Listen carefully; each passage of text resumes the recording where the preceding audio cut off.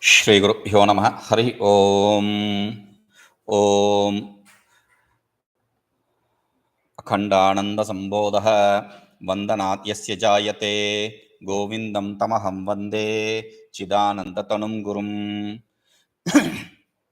So we were seeing this shloka. Pratyak Brahma Vichara Purvam Bhayor Yekatta Bodhat Vina kaivalyaṃ puruṣasya sidhyati parabrahmātmatālakṣaṇam न snānairapi kīrtanairapi japairno kṛcchracāndrāyaṇai no vāpyadhvarayajñadānanigamairno mantratantrairapi. So there we saw kaivalyaṃ puruṣasya kaivalyaṃ na sidhyati. For the person, kaivalya means moksha. Moksha is not gained, cannot be gained, is not gained and cannot be gained. Cannot be gained as absolutely? No, it can be gained. How? Parabrahmātmatālakṣaṇam. What is kaivalya? For that he says parabrahmātmatālakṣaṇam. Lakshanam means not definition here. Lakshanam means nature, inherent nature, svarupa. The moksha, the kaivalya, the liberation, which is of the nature of parabrahmātmatālakṣaṇam, being one with the absolute self. Being one with the absolute self means one among what? Among how many? Because I was explaining in Tamil, only therein I got this this example. If you are going to make batter for dosa, that's general dosa idli, you have to mix rice powder and lentil powder, udud. Okay. Now these two powders you have to mix. But if you are to make another kind of dosa called rava dosa, etc., instant dosa we call it. So if we have some people somebody who has come and we don't have the normal batter, then what we do is we mix rice powder, we mix rava, the couscous or something they call it in different places. Not couscous actually. Couscous is a different thing. But some people call this rava, the broken wheat as couscous also. So that and some other rice, some other powder. They mix 2-3 powders and make a batter and immediately they make dosa. Okay. Now, this is like that. So both are better, right? So how many you have to mix? For that he says, ekattva bodhat vina, without gaining the knowledge of identity. Identity of with how many? So ubhayoho, for identity of both, not many. Identity of both, of the two. What are they? What are they two? So that is said, pratyak brahma vichara purvam. Those two, which is pratyak and brahma. Pratyak is the pratyagatma, jivatma, the jiva, individual self. And brahma is a paramatma, the absolute self. Ishvara, paramatma, whatever you want to call it. So, without gaining the identity between the individual self and the absolute self, the knowledge of identity between the individual self and absolute self, you cannot gain through any other means. Any other means means, what are the other means you are talking about? Any means. For example, snānairapi na sidhyati. Snānairapi kaivalyaṃ na sidhyati. Not through the snāna. Snāna means bathing. Bathing means what is that? We don't need to be taught what bathing is. We know what. You don't really know. Do you really know?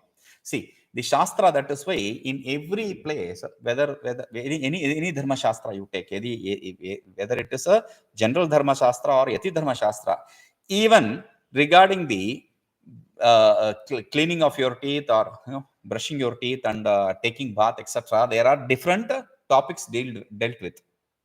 So snānairapi, what is snāna? Snāna means washing your hands and legs and face is also a kind of snāna actually. When you can't do the proper snāna, this also is accepted to be a snāna. Snāna normally is bathing. Bathing means pouring water on your head over your body. That is just washing. That is not bathing. That's not snana actually. What is the difference between this and that?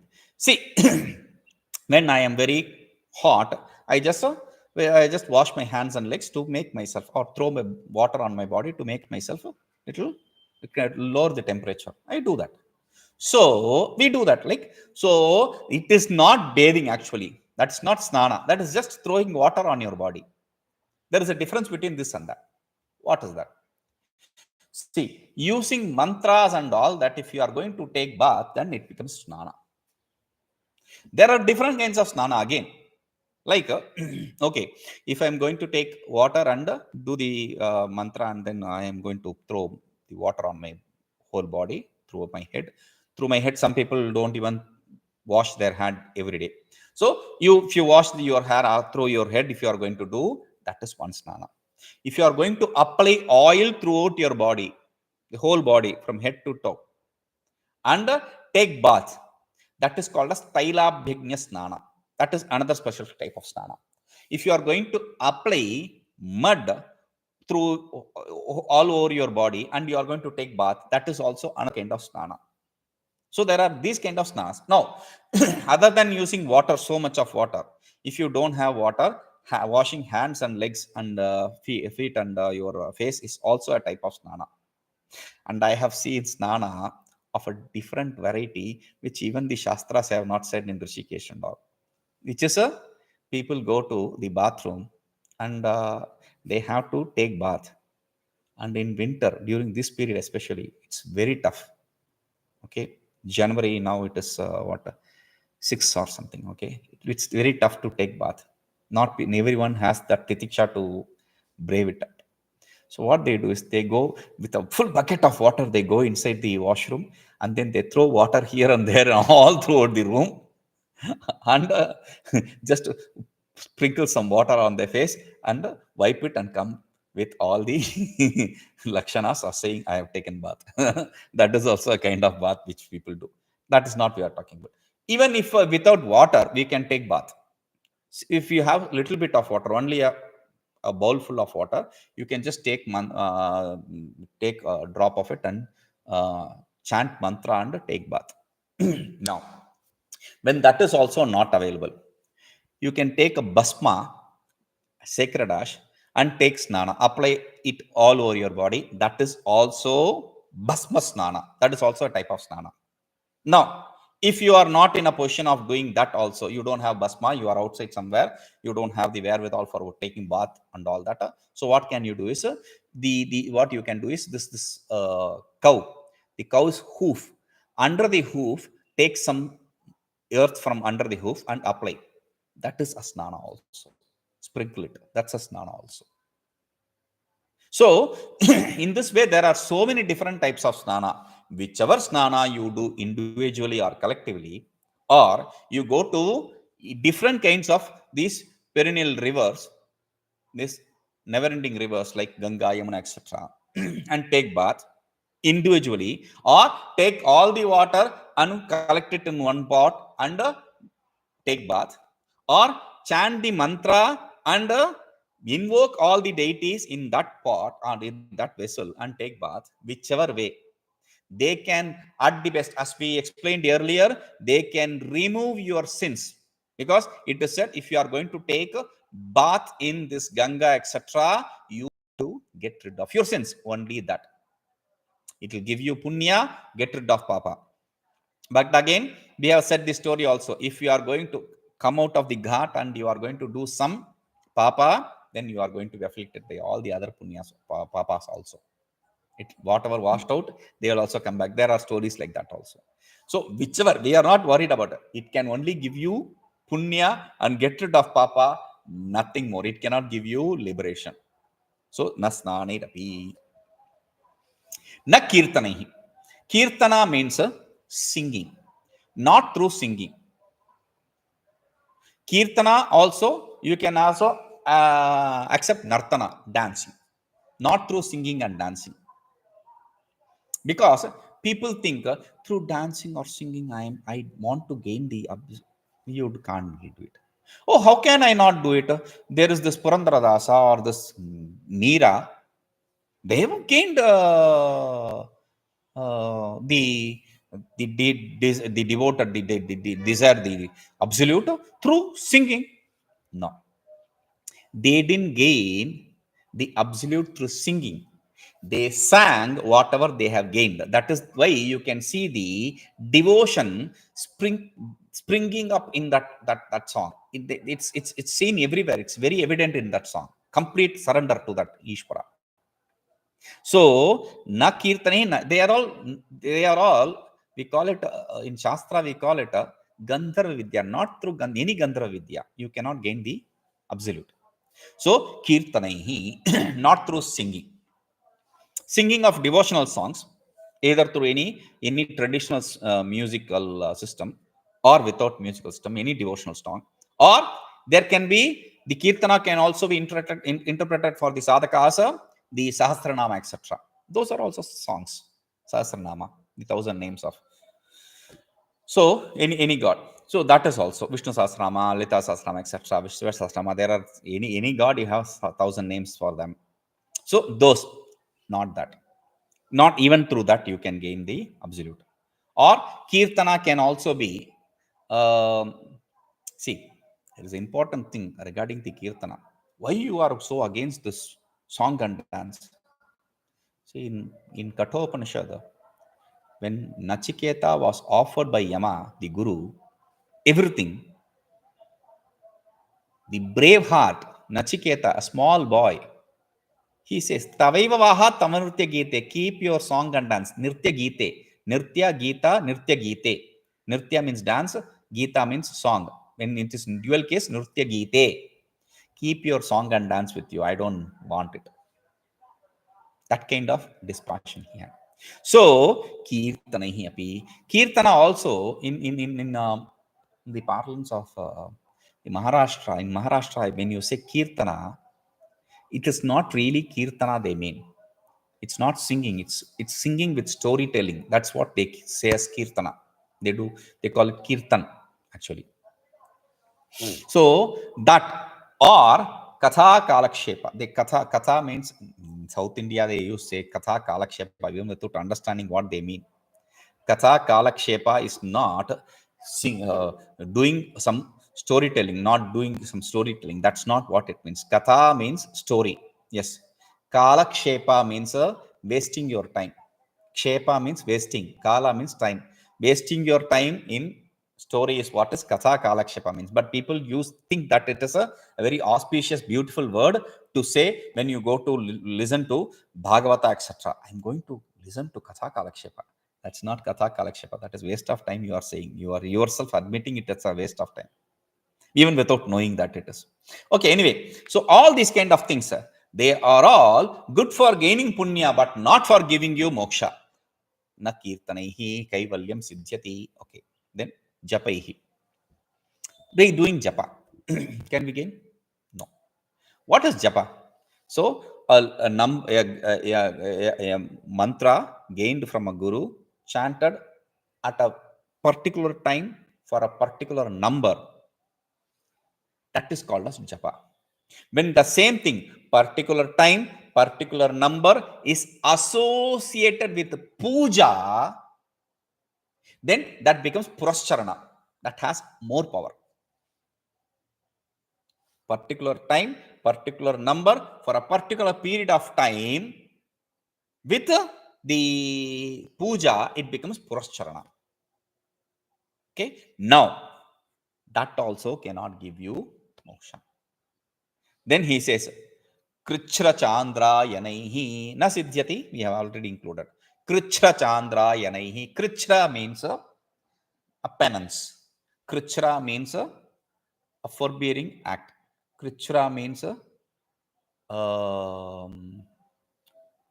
we call it a vrata. Okay, so even by doing any vrata, Chandrayana, like Chandrayana, etc. Chandrayana, what is Chandrayana? Chandrayana, simply said, is to not eat, or eat in a specific way. That is what kṛcchrā or Chandrayana is. Okay, simply said, if you don't eat anything don't have food, you are not eating. You are hungry.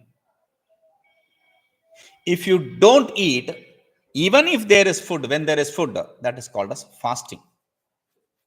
If you don't eat, when you have to eat, you eat, and then after for 10 hours or 20 hours or 15 hours, we don't eat. That is a these yogis nowadays, they are selling this as a very intermittent fasting. That's very beautiful thing. Intermittent fasting. That is also a fasting. Okay. So not eating, no food, no eat. Then eating, not eating, as fasting. Fix it. I don't want to eat. That's the idea. Even when there is food, I don't want to eat. That's fasting. That we decide and eat. That is fasting. Okay. That is upavasa in Sanskrit. Upavasa. Now, if that fasting is associated with a deity, like today is Ekadashi. Today is Ekadashi. Okay.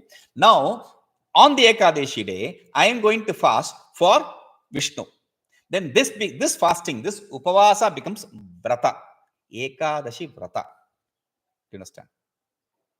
Now, if you are doing such a vrata for a period of time, that is called as kṛcchracāndrāyaṇai. Okay. Now, that kṛcchrā, prāyaschitta karma, it's a kind of prāyaschitta karma. Okay. So, now, if you are going to do that kṛcchrā called Chandrayana, that's a specific name for what a type of kṛcchrā. It's called as Chandrayana. There are different types of Chandrayana. We call it Pipilika Chandrayana, Pipilika Madhya, then Yava Madhya, then Shishu Madhya, then Shishu and Sadhu, like that. There are 4 types of Chandrayana, and other types also they accept some people. But anyway, this Chandrayana Vrata, if you are going to do, this is where you have to do. If you are going to do Shishu Madhya or Sadhu Madhya, there is no problem. You can eat a stipulated amount every day. But if you are going to do a proper Chandrayana, then what normally this is how accepted it is. Chandrayana means you have to start after the full moon day. Next day of full moon day. Okay. You have to eat 1 handful of or 1 morsel of food. Whatever you have to decide. So that amount you have to increase each day. Okay. On the new moon day, no. On the new moon day, you next to the new moon day out of start. On the full moon day, you increase and you come to 15. On full moon day, you eat 15 handfuls of whatever. Okay. 15 spoons of or. Because if you eat 1 spoon of food on the first day, you have to eat 15 spoon of. If you eat 1 handful of food, then you have to eat 15 handful of food. That's the idea. Okay. Now, from the next day, the waning, you have to decrease the waxing. You have to decrease the amount. You have to stop eating 1 spoonful or 1 handful every day. And on the new moon day, you complete it. You new moon day, you completely fast for the whole day. So this 30-day period is what is called as, meaning the waxing and waning of the moon.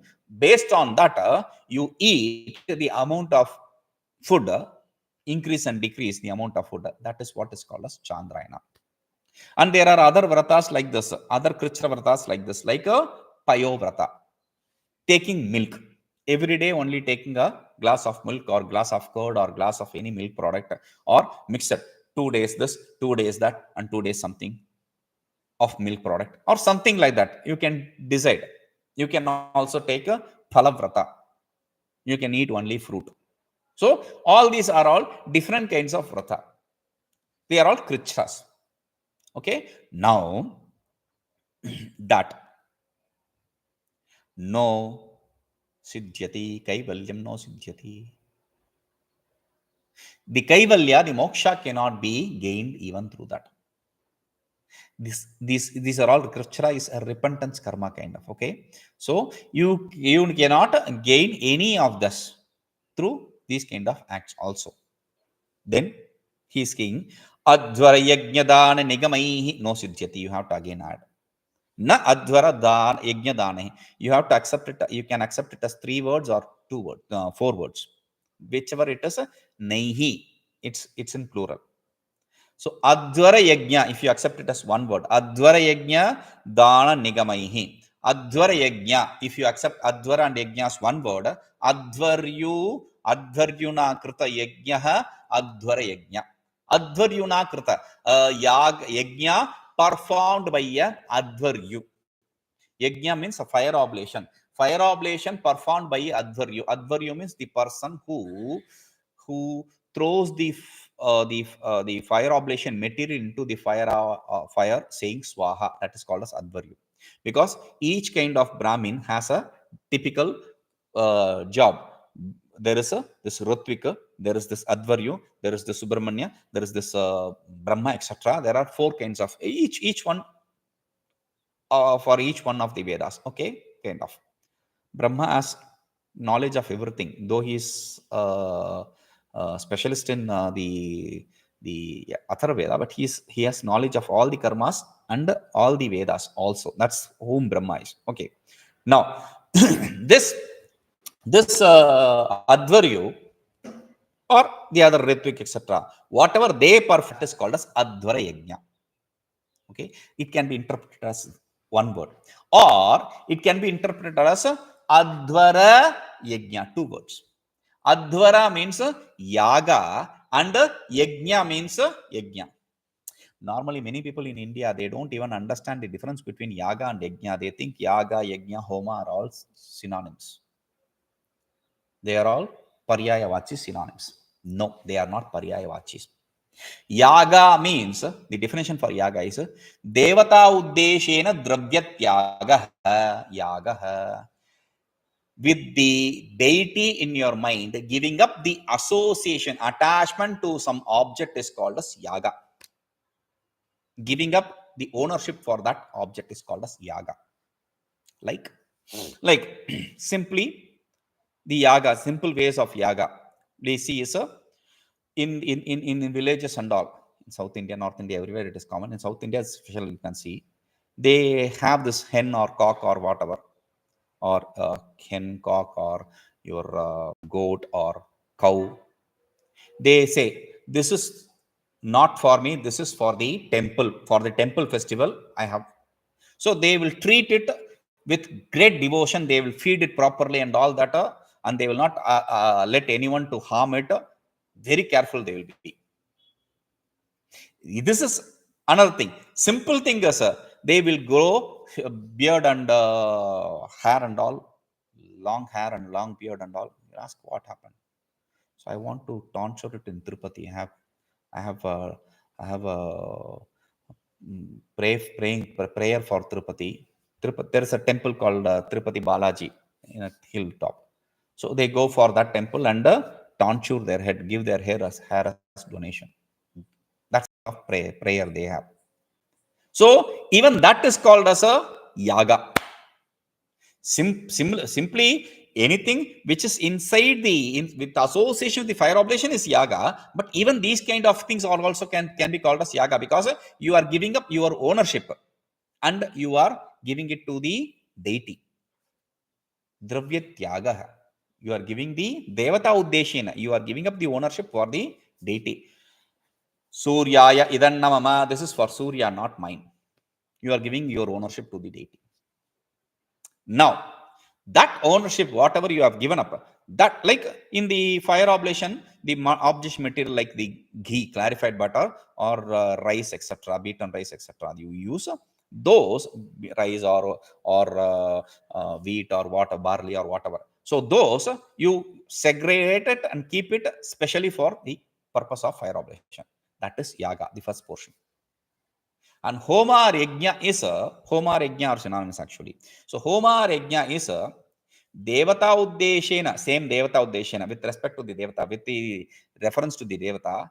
Dravya prakshepaha, that is the difference. Devata uddeshena dravya is same in both yaga and homa. There it is tyaga, this is here it is prakshepa. Throwing it in the fire oblation. Throwing it in the fire is called as fire pit. In fire is called as a yajna, homa. So you take this ghee or whatever, you say mantra and swaha, suryaya swaha, suryaya idannamama, you have to chant this and you have to give it to the Surya in the fire. This is a homa or yajna. Adhvara is a yaga, giving up the ownership, just that.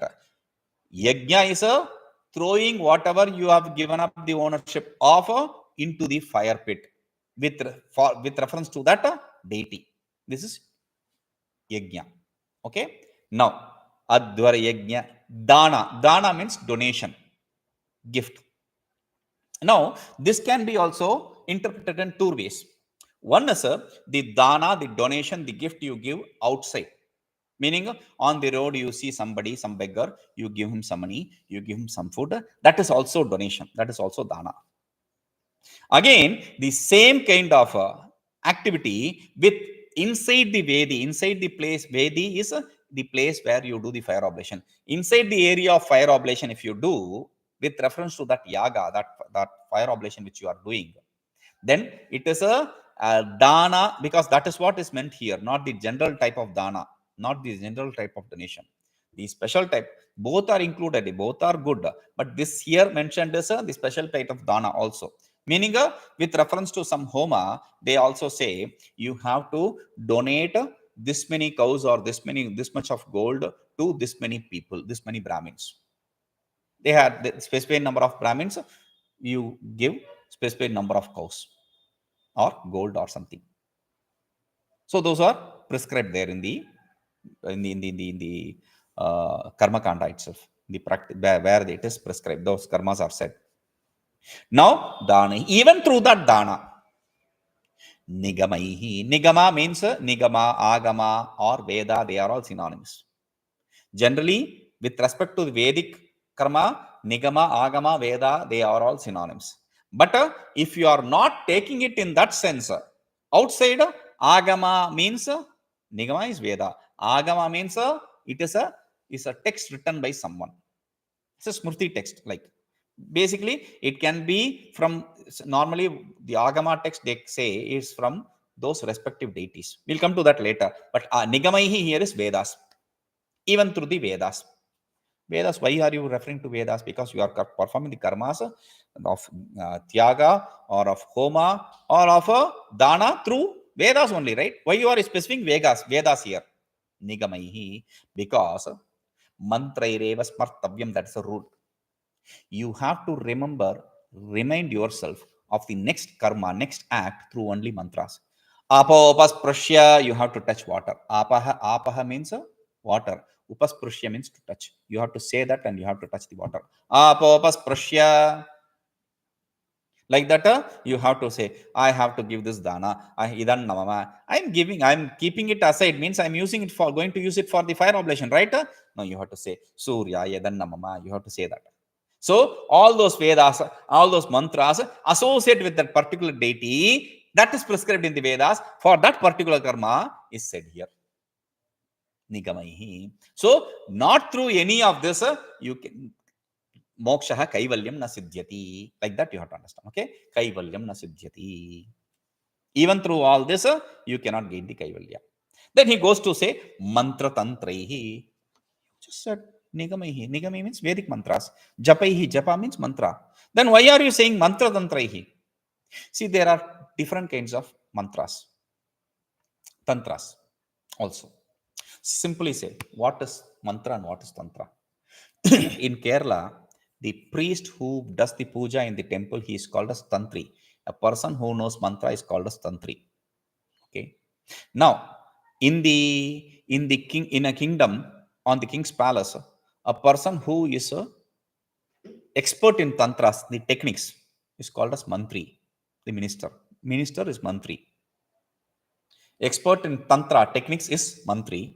Expert in mantra, the Vedic chants or the mantras, is a tantri. But normally the words in itself, when you say mantri, an expert in mantra is mantri, an expert in tantra is tantri, an expert in yoga is yogi, an expert in agama is agami. Like that you have to understand. An expert in tyaga is tyagi. That is how you understand. But here it is in different way it is said. But still, here when we are dealing with this mantra tantra, he means mantras and tantras. Just simple mantras and tantras. But this mantra and tantra are not with reference to the Vedic mantra and tantra, but the agamic. Agamic means the tantra shastra. For each deity, for Shiva there are Shiva Agama, for Vishnu there are Vaishnava Agama, for Shakti the goddess there is Shakta Agama, etc. So different deities have different agamas. So those mantras and those agamas which tantra here is not the tantra, but tantra here is the the activity. Tantra means kriya, charya, the different kinds of gestures, different kinds of activities actions you perform. Those are called tantra here. Okay, so through the mantras or tantras too, na sidhyati, it cannot be gained. Even through the mantras and tantras which are prescribed outside of the Vedas, even that. There are mantras and tantras which are not either the Vedic or the Agamic. There is another group which is called a Shabara Tantra, etc. The village side, the forest side, those people, they practice these kind of mantras and tantras. They are powerful also. They won't even look like a swaha or something. They don't have any meaning. Like there are mantras called naga naga naga naga naga muka muka muka muka muka, etc. It's like some song, except but they have some usage. They are used in some applications. So I'm just saying something like that. So there are mantras which without any meaning, any kind of some sounds of a forest dweller, but they are also used. Even those will not fetch you this liberation. That's the idea. Kaivalyaṃ na sidhyati. Okay, we'll see this. Om Purnamadah Purnamidam Purnat Purnamudachyate Purnasya Purnamadaya Purnameva Vashishyate. Om Shanti Shanti Shanti.